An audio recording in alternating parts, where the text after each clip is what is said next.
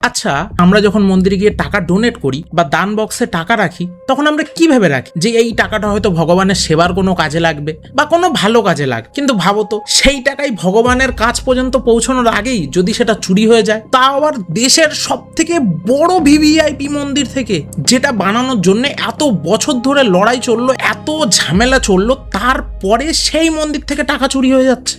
হ্যাঁ, তো আজকে আমাদের টপিক হলো রাম মন্দিরের চুরি নিয়ে। ইন রিসেন্ট রাম মন্দিরের দান বক্স থেকে কোটি কোটি টাকা চুরি হয়ে গেছে। হ্যাঁ, একদম ঠিক, হাজার লক্ষ এরকম কিছু না, কোটি কোটি টাকা চুরি হয়ে গেছে। আর ইনভেস্টিগেশনের পরে যা সব সামনে এসছে, তা শুনলে না আপনার পায়ের তলা থেকে মাটি সরে যাবে। এটা কোনো পকেট মার বা ছোটখাটো চুরি নয়, এখানে একটা নেক্সট লেভেল মারাত্মক ইনসাইডার পলিটিক্স চলছে।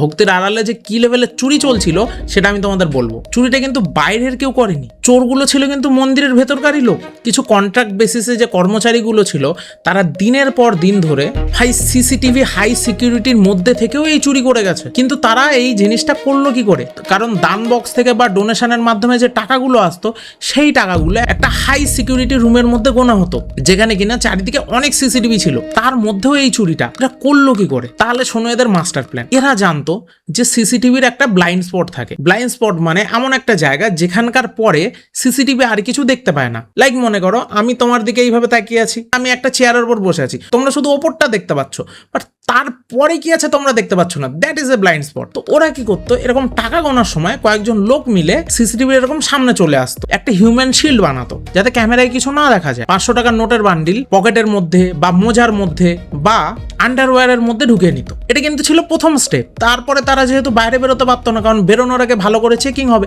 তো সেই জন্য তারা ডিরেক্ট চলে যেত মন্দিরের বাথরুমে। সেখানে টাকাগুলো লুকিয়ে রাখা হতো, আর সেখান থেকেই ধীরে ধীরে ধীরে ধীরে পরে টাকাগুলোকে বাইরে চালান করা হতো। এবার ভাবো, যে ভক্তরা প্রভু শ্রী রামের কাছে গিয়ে তার সেবার জন্য কিছু টাকা ডোনেট করে এসছে, আর ভাবো তো সেই টাকা তোমার দান বক্স থেকে চলে যাচ্ছে মন্দিরের বাথরুমে। প্রথম যখন এই চুরির খবর পাওয়া যায়, তখন মন্দিরের বাথরুম থেকে 2 লাখ টাকার কয়েন ভর্তি একটা ব্যাগ পাওয়া যায়। তারপরে পুলিশ নড়ে চড়ে বসে এবং এই পুরো গ্যাংটাকে হাতে নাতে ধরে। এবার আসি কত টাকা চুরি হয়েছে। এদের মূল চক্রী অভিনাশ শুক্লা, যার বাড়িতে পুলিশ যখন রেড মারে, এর একটা ইয়োগা সেন্টার ছিল। সেই ইয়োগা সেন্টার থেকে রাম রাজ্যকোষ লেখা একটা দান পেটি পাওয়া যায় ও ফেক একটা নিজেদের কিউআর কোড পাওয়া যায়, যেটা কিনা এরা নিজেরা মন্দিরের দান বক্সের নামে আলাদা একটা প্যারালাল ক্যাশ কাউন্টার খুলে বসেছিল, যেখানে ভক্তদের টাকা ওই স্ক্যানারের মাধ্যমে বা ওই দান বক্সের মাধ্যমে মন্দিরের কাছে না, এদের ব্যাংক অ্যাকাউন্টে চলে আসছিল। এখনো পর্যন্ত পুলিশ এদের কাছ থেকে 80 লাখ টাকা, সোনা দানা আর প্রচুর ইউএস ডলার উদ্ধার করে। এখন তোমরা বলবো ইউএস ডলার কেন?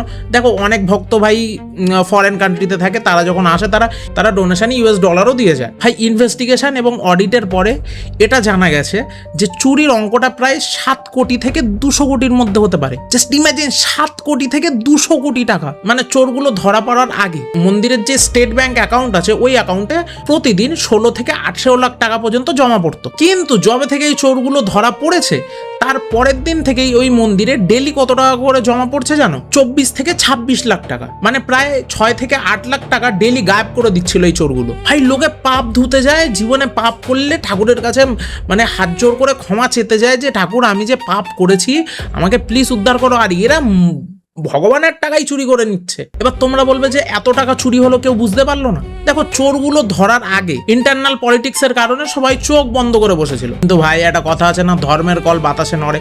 তুমি যদি পাপ করো আর দিনের পর দিন পাপ করো, ঠিক আছে, সেটা তো সামনে আসবেই। এত বড় কেলেঙ্কারি কি ধামাচাপা দেওয়া যায় ভাই? এবার এত যে টাকা উদ্ধার হয়েছে, এটা just tip of the iceberg. যখনই বাথরুম থেকে মোজার ভেতরে টাকা লুকানোর অব্দি গল্প সবার সামনে আসলো, রাম মন্দির ট্রাস্টের জেনারেল সেক্রেটারি চম্পত রায় আর মেম্বার অনিল মিশ্র তাড়াতাড়ি নিজেদের জায়গা থেকে ইস্তফা দিয়ে দিল। যদিও পুলিশ এদের ওপরেও ইনভেস্টিগেশন চালাচ্ছে, আর এই সুযোগে বিরোধী দলগুলো ময়দানে নেমে পড়েছে। কিন্তু যারা সাধারণ মানুষের এই আবেগ আর ভগবানের নামে এত কোটি কোটি টাকা সিন্ডিকেট চালাচ্ছিল, তাদের বিচার কে করবে? এই তদন্ত এখনো অনেকদিন চলবে, আর সামনে ভাই আরো অনেক কিছু আসবে। কিন্তু আমি একটাই কথা বলবো, যে চোরগুলো এই ভক্তদের ভক্তি বিশ্বাস আর আস্থার টাকা চুরি করছিল, তাদের পাপ ধোয়ার জন্য গঙ্গার জলও কম পড়ে যাবে। নরকে স্পেশাল তেল গরম হবে এদের জন্য। আর আমি জানি না এরা কতটুকু শাস্তি পাবে, কিন্তু এই ভক্তদের অভিশাপ এদের কখনোই ছাড়বে না। অনেকের মতে এই যাদের ধরা হয়েছে, তারা জাস্ট বলির পাঠা, আসল মাথা ঠিক অন্য জায়গায় লুকিয়ে রয়েছে। এই বিষয়ে আপনাদের কি মতামত? আপনারা প্লিজ কমেন্ট করে জানাবেন। আপনাদের সাথে দেখা হবে নেক্সট ভিডিওতে। বাই।